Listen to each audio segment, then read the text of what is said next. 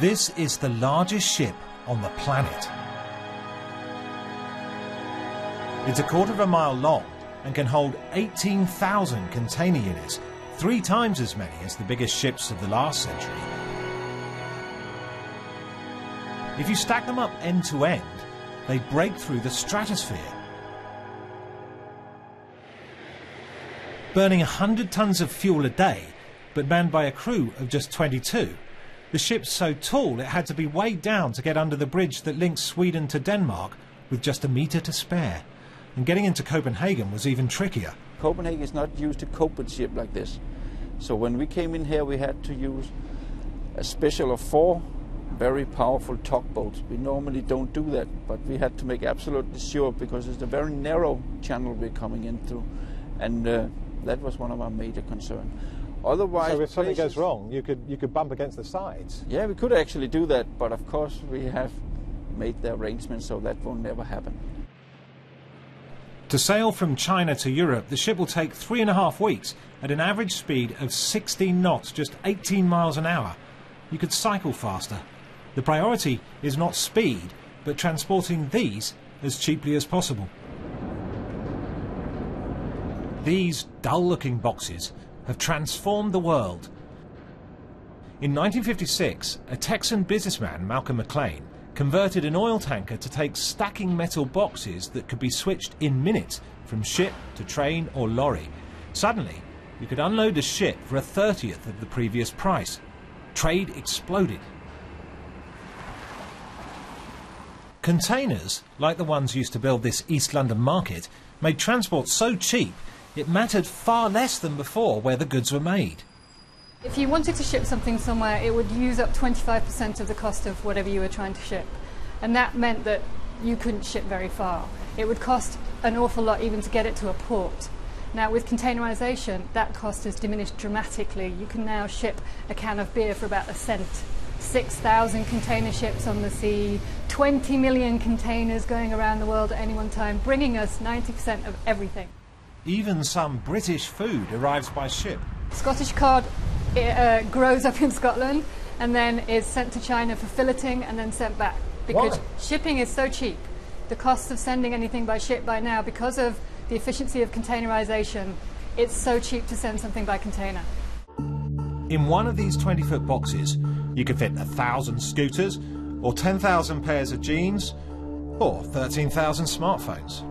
And here's how cheap that makes it to transport each item. A scooter would cost 96 pence, a pair of jeans 10p, or a smartphone just 7p. This vast new vessel should make container shipping even cheaper. When this ship is full, if you laid each one of these containers end to end and tried to put them on a train, that train would have to be 68 miles long. In fact, this ship's half empty at the moment, and that's because if it were full, it would sit so low in the water, it wouldn't be able to get into the port of Copenhagen. In fact, there's no port in North America that can accommodate a ship this size. So how can it make economic sense to build a ship so large it can't fit into most of the world's ports?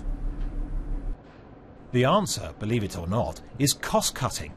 This ship can dock in the Far East and Europe, a route where competition is fierce and rates have been slashed. Smaller ships don't make money.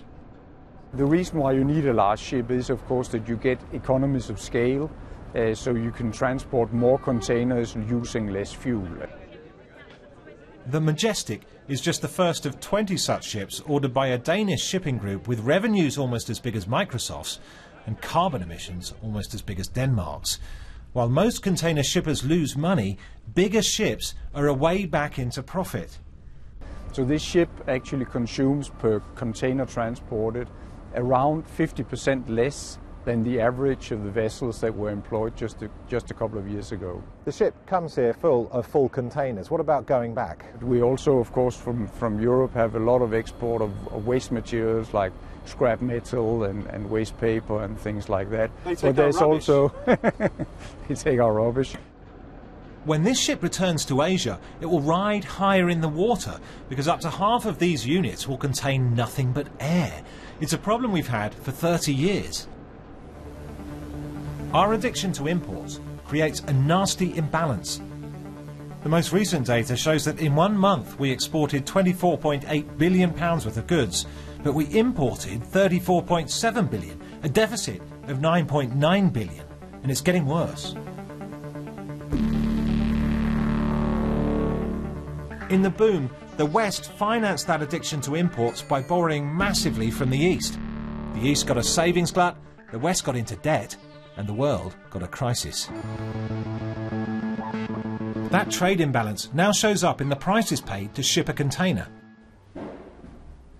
Container shipping companies are so keen for these things not to be empty that they'll offer you a massive incentive to export. Bringing one of these things in from Asia will cost you more than $1,500.